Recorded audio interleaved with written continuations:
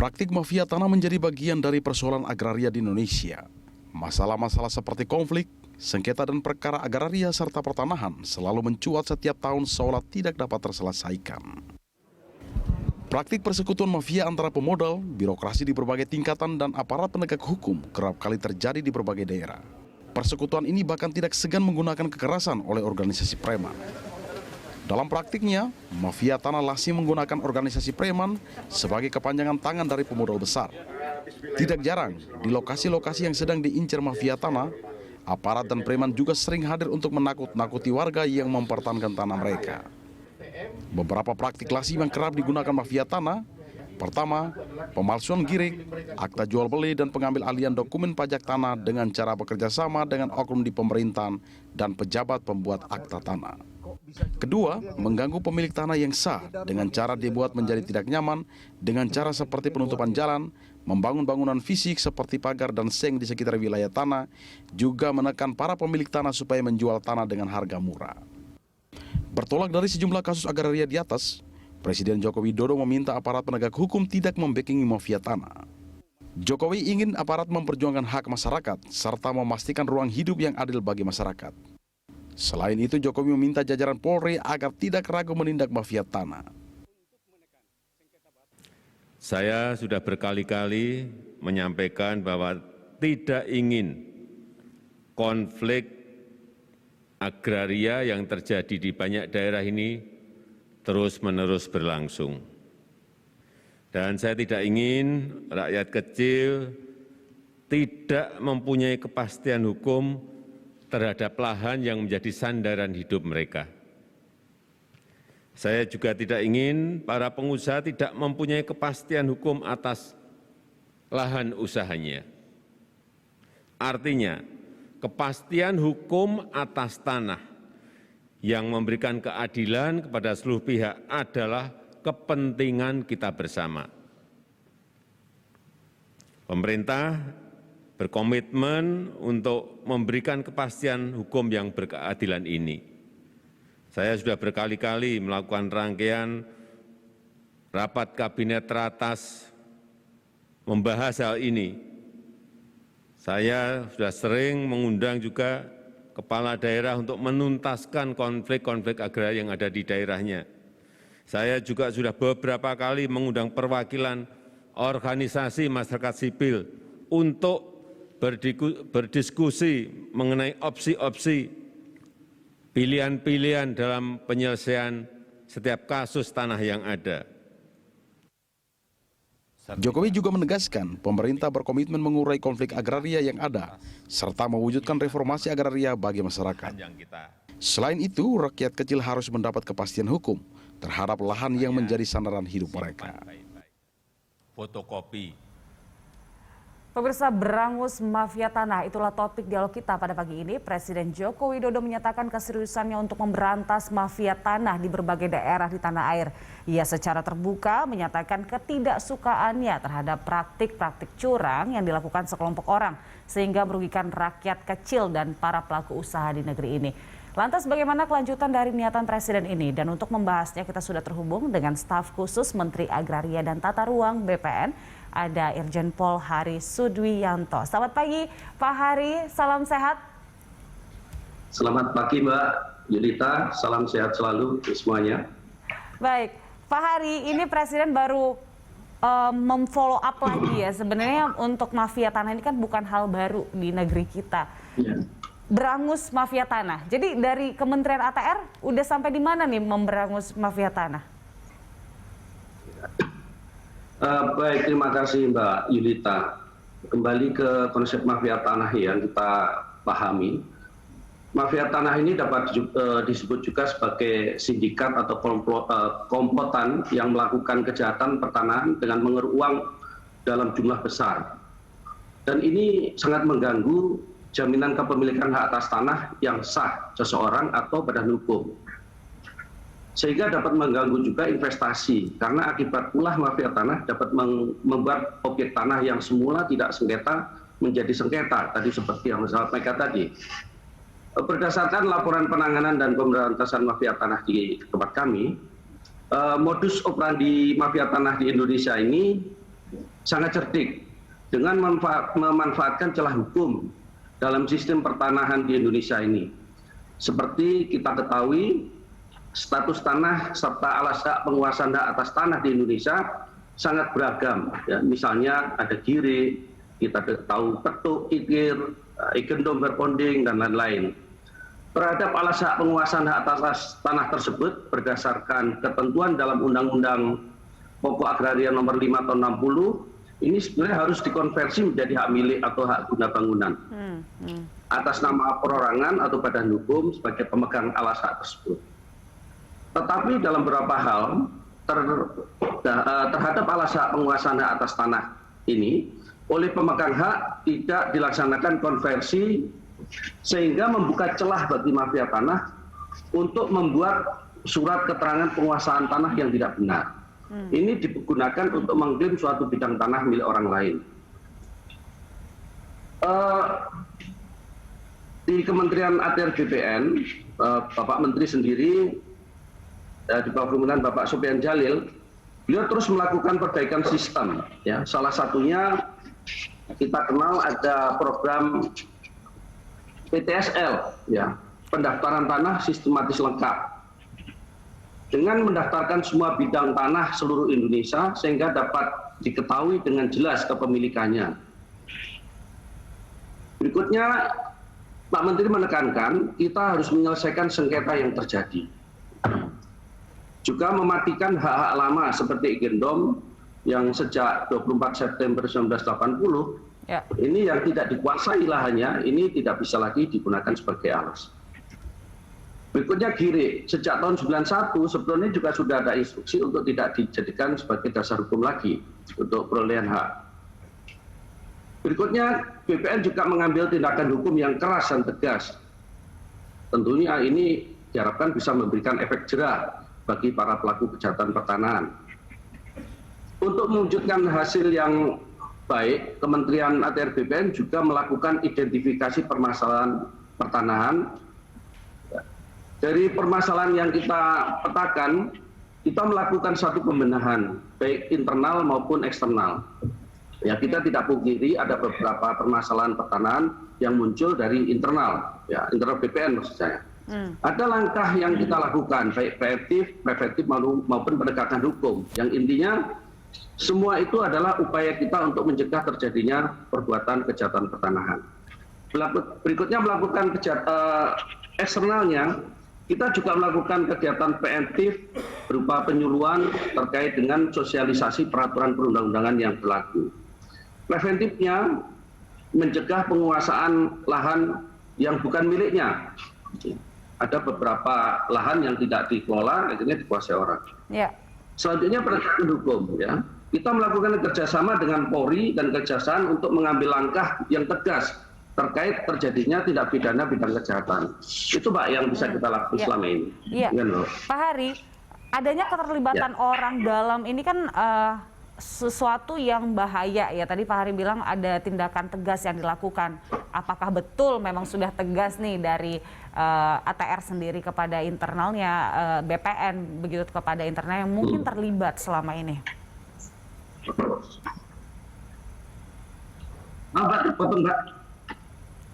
Tindakan tegas kepada internal yang terlibat itu seperti apa? Baik, Pak Menteri tegas di dalam penegakan aturan di Kementerian ATR BPN. Kita dengar baru-baru ini Pak Menteri memberikan sanksi terhadap beberapa pejabat di Kementerian ATR BPN yang melakukan pelanggaran. Baru-baru ini kita dengar Kakanwil di DKI Jakarta. Yang bersangkutan diberikan sanksi administrasi berupa pemberhentian dengan hormat. Ya. Selain itu ada beberapa kejahatan yang dilakukan dan ini saat ini sudah dilakukan proses hukum baik di Bareskrim maupun di Kejaksaan. Ini Pak, jadi Pak Menteri tidak mentolerir adanya pelanggaran pidana yang dilakukan oleh anggota BPN itu sendiri. Baik, nah evaluasinya terhadap internal supaya nggak ada lagi mafia dari dalam nih Pak Hari, itu seperti apa? Apakah memang secara terus-menerus atau baru ada laporan dulu baru dievaluasi atau seperti apa? Di kementerian kami sekarang sudah dibentuk struktur baru di inspektorat, ada jabatan baru Direktur Investigasi. Direktur bidang investigasi ini secara rutin melakukan pengawasan. Apakah ada pengaduan maupun secara rutin. Ketika ada permasalahan-permasalahan yang terjadi, Direktur IBI bidang investigasi ini akan turun ke lapangan dan mengecek apakah ada pelanggaran baik administrasi maupun pidana. Apabila administrasi, kita lakukan proses penegakan aturan secara internal. Apabila ini dilakukan kaitannya dengan adanya perbuatan tidak pidana, kita tidak segan-segan bekerja sama dengan kepolisian maupun kejaksaan untuk kita proses ke peradilan pidana. Demikian, Mbak. Baik, yang menyangkut sindikat sejauh ini, bagaimana penelusuran dari BPN? Saat ini kami memiliki kerjasama ya, Pak Menteri dengan Pak Kapolri dengan Pak Jaksa Agung membuat satu MOU untuk memberantas mafia tanah. Jadi secara bersama-sama kita mengidentifikasi permasalahan-permasalahan yang terjadi, dan apabila sudah masuk pada ranah pidana, karena kewenangan BPN tidak sampai kepada penanganan pidana, kita sebagai pelaksana administrasi menyajikan data bahwa ada fakta yang tidak benar di lapangan, sehingga ini bisa ditingkatkan proses penyidikan oleh pihak kepolisian maupun kejaksaan. Ya. Tapi mungkin nggak Pak, mafia tanah ini benar-benar dinolkan, ditiadakan dari negeri kita, mungkin nggak? Ya, kita berharap dengan program PTSL yang sudah dicanangkan Bapak Menteri, yang sudah di beberapa kali Bapak Presiden juga sudah membagikan sertifikat hasil PTSL. Legalisasi tanah ini tujuannya adalah untuk mendaftarkan seluruh bidang tanah di Indonesia. Ke depan apabila seluruh bidang tanah di Indonesia ini terpetakan dan terdatakan, dan tidak mungkin lagi akan timbul dua kepemilikan, satu objek dua kepemilikan. Nah, target yang diharapkan dalam PTSL ini, Pak Menteri mentargetkan tahun 2025 apabila ini program bisa berjalan lancar, ini diharapkan masalah pertanahan minimal bisa kita kurangi. Baik. Nah, bisa dipetakan nggak kira-kira Pak Hari dari hasil identifikasi dari BPN ini ada di daerah mana seperti itu yang memang paling rentan sekali untuk tanahnya menjadi konflik agraria seperti itu? Daerah-daerah yang sering muncul konflik biasanya adalah daerah-daerah yang berkembang menuju pembangunan yang sifatnya meningkatkan ekonomi. Jadi nilai tanah, di mana nilai tanah itu berkembang, di situ masyarakat mafia tanah masuk. Ya, seperti daerah-daerah yang saat ini sedang berkembang industri dan sebagainya. Biasanya nilai tanah naik, di situlah mafia akan masuk.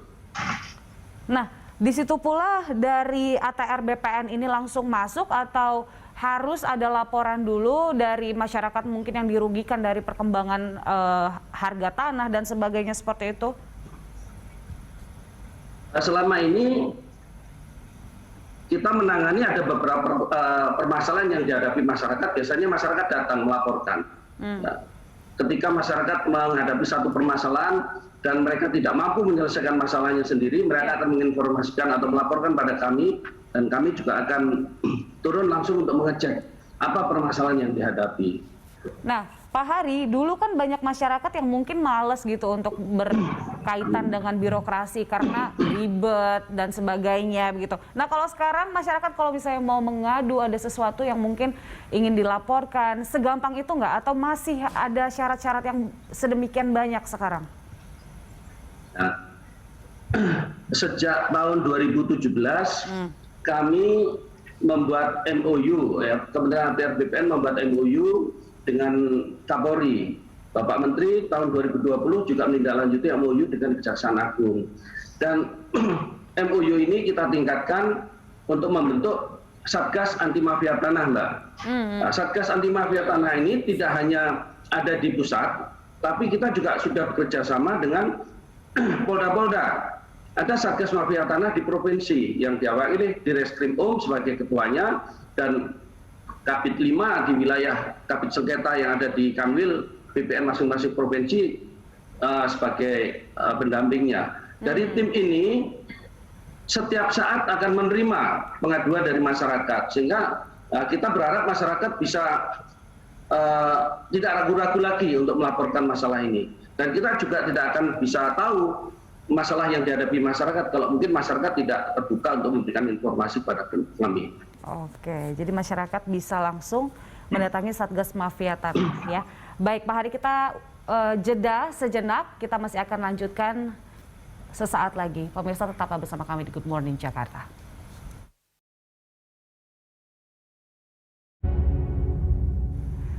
Terima kasih Anda masih bersama kami. Kita masih lanjutkan diskusi, kita masih bersama dengan Pak Hari.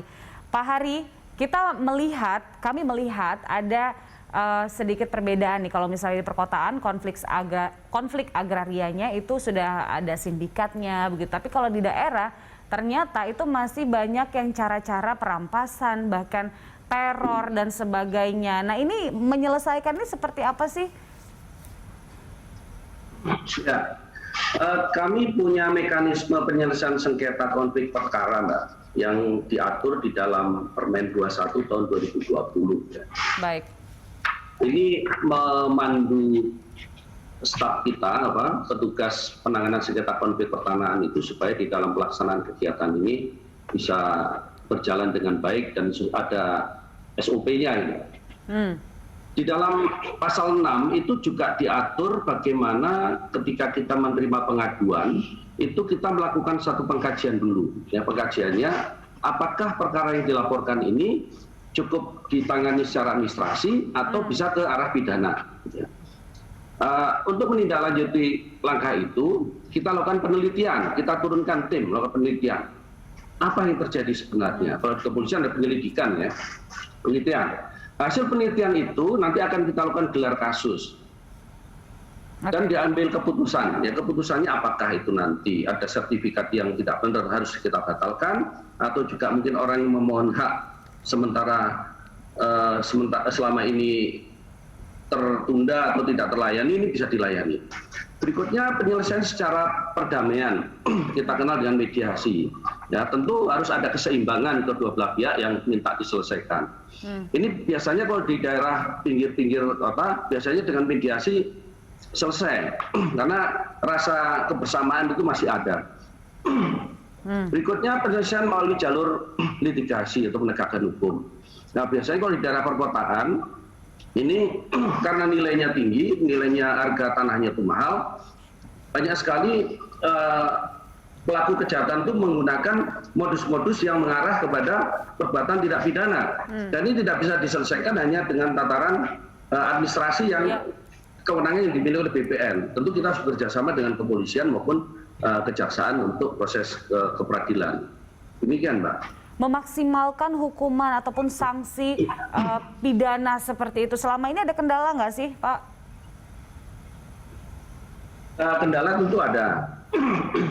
Selama ini memang kita masih perlu menyamakan persepsi antara APH dengan kita di Kementerian Agama BPN. Perkembangan peraturan, perkembangan kejahatan ini juga tidak berjalan bersamaan. Kadang-kadang kejahatan lebih dulu di jalannya, peraturannya ketinggalan. Kemudian juga memaknai aturan yang ada antara kepolisian, kejaksaan, dan BPN. Nah, ini menjadi kendala di lapangan. Oleh karena itu, dengan adanya Satgas Mafia Tanah yang kita bentuk, kita sering melakukan koordinasi, rapat bersama, merumuskan kalau ada modus-modus baru seperti ini, apa langkah yang bisa kita lakukan? Dengan aturan apa kita bisa melakukan penindakan? Sehingga di lapangan pelaku kejahatan ini betul-betul bisa kita kunci. Ya. Kita berharap kekompakan antara kepolisian, kejaksaan maupun BPN di dalam memerangi masalah kejahatan pertanahan. Kita juga berharap pengadilan pun demikian. Ketika BPN menyiapkan administrasi dengan baik, polisi melakukan proses penyidikan dengan baik, jaksa juga menyiapkan penuntutan dengan baik. Kalau nanti putusannya tidak sesuai dengan pelanggaran yang dilakukan, ini juga membuat ruang buat mafia tanah untuk main-main dengan pidana itu lagi. Baik, modus yang lagi tren, yang harus diwaspadai oleh masyarakat sekarang, apa Pak Hari? akhir-akhir ini kita sering mendengar laporan seperti keluarga Pak Dino Patijala dan yang lain-lain. Banyak sekali kasus menggunakan modus operandi memalsukan dokumen. Ya. Jadi orang berpura-pura membeli tanah, membeli rumah milik seseorang, dipinjamkanlah sertifikat itu. Nah, pada saat meminjamkan sertifikat itu, dalam waktu sekejap, bahkan tidak hitungan jam, hanya hitungan menit, itu sudah ditukar dengan sertifikat yang palsu, yang aslinya dibawa oleh si pembeli ini untuk dijadikan dasar, apakah dijadikan hak tanggungan atau dijual lagi di tempat lain. Sementara sertifikat yang dipegang dikembalikan kepada pemiliknya, dimasukkan lagi, ternyata itu sudah palsu. Ini juga terjadi di keluarga Pak Dino Patijala dan yang lain-lain. Apakah dengan cukup mengamankan sertifikat itu bisa mengurangi potensi kita akan ada masalah tanah, atau ada hal lain yang harus kita lakukan, Pak Hari, untuk bisa mencegah potensi-potensi itu? Saya mengimbau kepada masyarakat juga, selain mengamankan dokumen secara aman ya untuk kita lakukan di rumah. Ya. Saya berharap masyarakat nggak usah sungkan untuk datang ke BPN, bertanya, mengkomunikasikan. Ya. Kira-kira kalau saya beli tanah atau beli rumah, objek yang saya beli ini benar nggak subjeknya, pemiliknya adalah ibu ini atau bapak ini. Nah, demikian juga nanti BPN akan bisa memberikan penjelasan. Oh, objek ini subjeknya adalah ini. Nah, ketika nanti tidak sesuai, BPN akan memberikan informasi demikian juga. Demikian juga kepada PPAT, tolong ditunjuk PPAT yang benar-benar memiliki kejujuran. Ya, banyak PPAT yang selama ini tidak melaksanakan tugas dengan benar. Tapi ada juga PPAT yang bagus sekali. Ada juga PPAT yang bodong, yang beberapa bulan yang lalu ternyata transaksi jual belinya di hadapan PPAT yang tidak benar. Ini menjadi perhatian kita. Kita berharap masyarakat tidak terperdaya dengan modus-modus kejahatan yang dilakukan oleh mafia tanah. Oke, masyarakat jangan ragu, jangan sungkan untuk bertanya, atau bahkan bisa melaporkan juga kalau ada masalah ke BPN ya, Pak? Iya, Mbak. Baik, Pak Hari, terima kasih telah bergabung bersama kami pada pagi hari ini. Sehat selalu, Pak Hari. Terima kasih, Mbak Yita. Sehat selalu, salam hormat buat semuanya. Sukses untuk kita, supaya kita kompak, mafia tanah bisa kita berantas. Baik. Terima kasih. Terima kasih. Selamat pagi, Pak Hari. Dan pemirsa.